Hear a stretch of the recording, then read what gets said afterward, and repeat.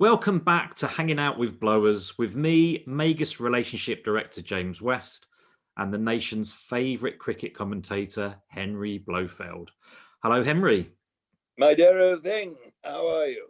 Very good indeed. Lovely to be talking to you again. Well, it's very good, and I'm glad to see you're COVID-free too. Fingers crossed. Fingers crossed, absolutely. Well, I don't think we can catch it through Zoom anyway. Let's hope not. That would be a worry. Henry, today I would like to talk to you about a few subjects that I know are very close to your heart. And they are food, alcohol, and famous people. So alcohol, I would actually no, I wouldn't agree with that. Wine, I would say. Sorry. Okay, food. That's all right.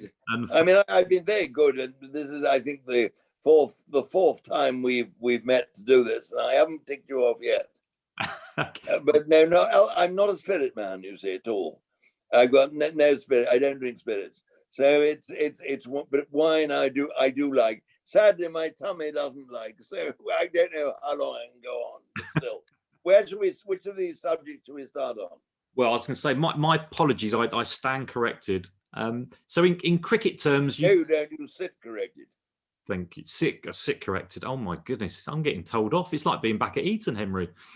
So in cricketing terms, you could say that we're taking a break between innings for tea.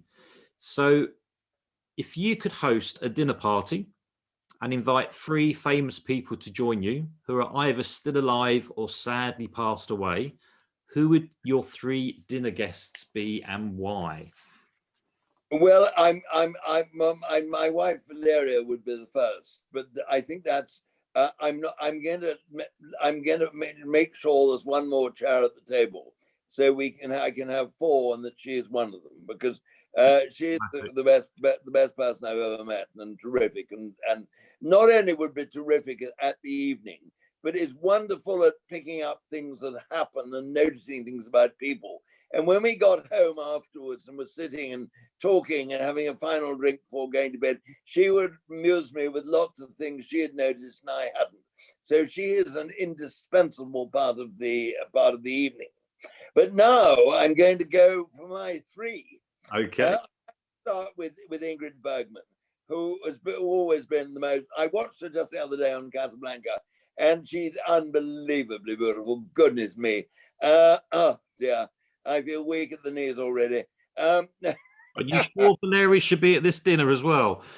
What did you say? Are you sure Valeria should be at this dinner as well? Valeria is there to chaperone me, don't you see?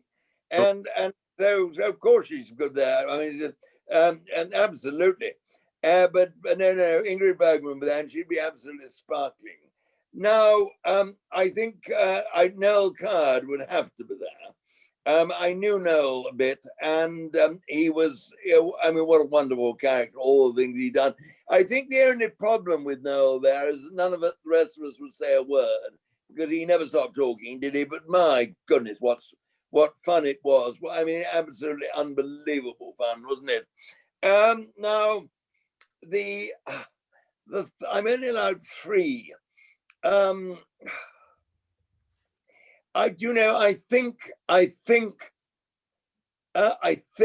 I'm going to have Ranjit Singh, who has always been my great hero. I think I've got to have a cricket input to this. And Ranjit is the one cricketer I'd give my right arm and my left to have been able to see bat.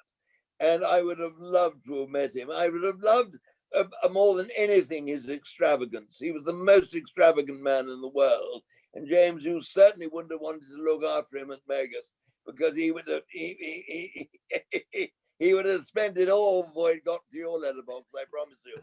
And he was a great character, Angie. He had to be. So I think those are the 3. Now, the ones who've narrowly missed out is David Niven, of course, who I think was so brilliant in so many ways. And I've really done not very well. I haven't got. I mean, is that all right. I haven't got many of the moderns in that, have I? No, it's not dinner party. It's your choice. Those three sound like a fantastic mix. And I mean, David Niven is there if anyone falls out. And Valeria is there also to make sure everyone has a bib and gives it, I mean, not a bib, a napkin and makes use of it. And so I do, so that I don't spill all my food down my front. Sounds good. Which I have a nasty habit of doing. And what would be on the menu? What would your starters be? What would your main be? And what would your dessert be? Well, caviar would start with really good beluga. Washed down by probably a very good, the newest Russian vodka. I mean, beluga vodka I had when I went to St. Petersburg and stayed at the the Grand Europe Hotel. But I'm sure there's another one now that's come along to supersede beluga vodka. I would have, and I think probably Wagyu beef would be rather good as a main course. And then I think a marvelous creme brulee after that, I think would be absolutely terrific. I don't know quite what flavor I would prefer. I have to put the jury out on that one. What flavor for the creme brulee? I think a really good gentle raspberry flavor would be lovely. And then I'm going to be me and have a fourth final course, which would be a Scotch woodcock, a savory. I always think dinner should end with a savory. And that is scrambled egg on a piece of toast with crossed anchovies on the top. A Scotch woodcock, which is absolutely delicious. And now, what are we going to drink with it? Goodness me! Well, we're going to drink the vodka with the caviar. I think probably when we gather and have a bit of a chat before we tackle the caviar, some. Do you think some vintage Krug would be rather good? It wouldn't be bad, would it? I mean, I have a great thing actually of Veuve Grand Année. I think it's a lovely champagne.